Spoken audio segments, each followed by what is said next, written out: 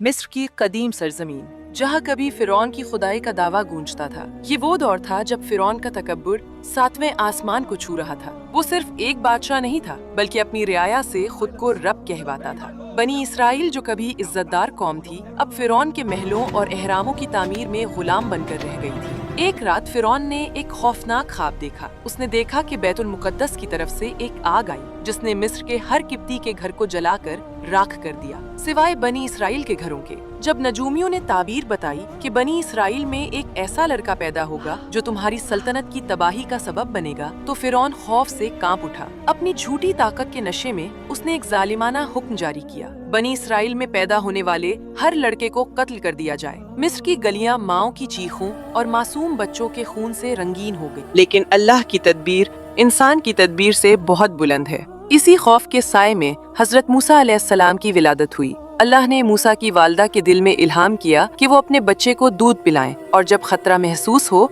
तो उसे एक संदूक में रखकर दरियाए नील की लहरों के हवाले कर दे। जरा सोचिए, एक माँ के लिए ये कितना मुश्किल फैसला रहा होगा, मगर अल्लाह का वादा सच्चा था। वो संदूक लहरों पर बहता हुआ सीधा फिरौन के महल के किनारे जा लगा। फिरौन की बीवी हजरत आसिया ने जब उस नूरानी बच्चे को देखा तो उनके दिल में ममता जाग उठी। फिरौन उसे मारना चाहता था, मगर अल्लाह ने दुश्मन के घर में ही अपने नबी की परवरिश का इंतजाम कर दिया। जिस बच्चे से फिरौन बचना चाहता था, वही बच्चा अब उसकी गोद में वक्त का पहिया घूमा। मूसा जवान हुए, तकदीर उन्हें मदियन ले गई, और फिर सालों बाद कोहे तौर की वादी में अल्लाह ने उनसे कलाम किया और उन्हें नबूवत का ताज पहनाया। अल्लाह ने उन्हें दो बड़े मोजज़े अता किए, एक उनका असा जो सांप बन सकता था, और दूसरा उनका हाथ जो सूरज की तरह चमक उठता था। अल्लाह का हुक्म हुआ, जाओ फिरौन के पास, वो सरकश हो गया है। हजरत मूसा अपने भाई हजरत हारून के साथ फिरौन के दरबार में पहुँचे और हक का पैगाम दिया।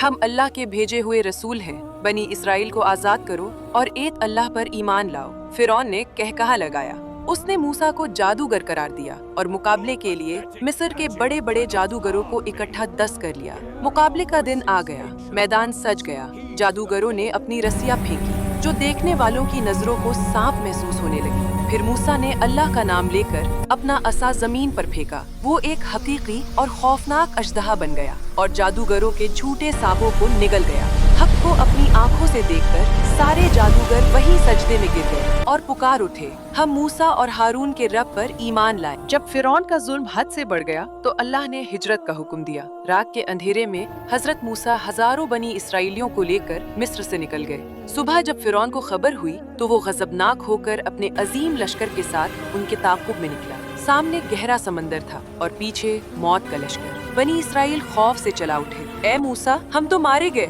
हम पकड़े गए। इस नाजुक घड़ी में हजरत मूसा का ईमान पहाड़ की तरह मजबूत था। उन्होंने बुलंद आवाज में फरमाया, हरगिज नहीं, मेरा रब मेरे साथ है, वो जरूर रास्ता निकालेगा। और फिर वो हुआ जो तारीख ने कभी नहीं देखा था। अल्लाह के हुक्म से मूसा ने अपना असा समंदर पर मारा, पानी फट गया, लहरें दोनों तरफ बड़े पहाड़ों की तरह खड़ी हो गई और बीच में खुश्क रास्ता बन गया। बनी इसराइल तेजी से इस रास्ते से गुजर गए। फिरौन ने जब ये मंजर देखा तो तकब्बुर में आकर उसने भी अपना घोड़ा उसी रास्ते पर डाल दिया। जब मूसा और उनकी कौम दूसरे किनारे पहुंच गई और फिरौन समुंदर के ऐन दरमियान में था तो अल्लाह का हुक्म आ गया, पानी वापस अपनी जगह आ मिला। समुंदर की मौजों ने फिरौन और उसके लश्कर को घेर लिया। जब फिरौन डूबने लगा, मौत को सामने देखकर वो चीखा, मैं ईमान लाता हूँ कि कोई माबूद नहीं सिवाय उसके जिस पर बनी इसराइल ईमान लाए। मगर अब बहुत देर हो चुकी थी। गैब से आवाज आई, अब जबकि इससे पहले तूने नाफरमानी की और फसाद मचाया। फिरौन अपने पूरे लश्कर समेत गर्क हो गया। अल्लाह ने उसके जिस्म को महफूज कर लिया ताकि रहती दुनिया तक ये याद रहे कि तकब्बुर का अंजाम हमेशा तबाही है और जीत हमेशा हक ही होती है।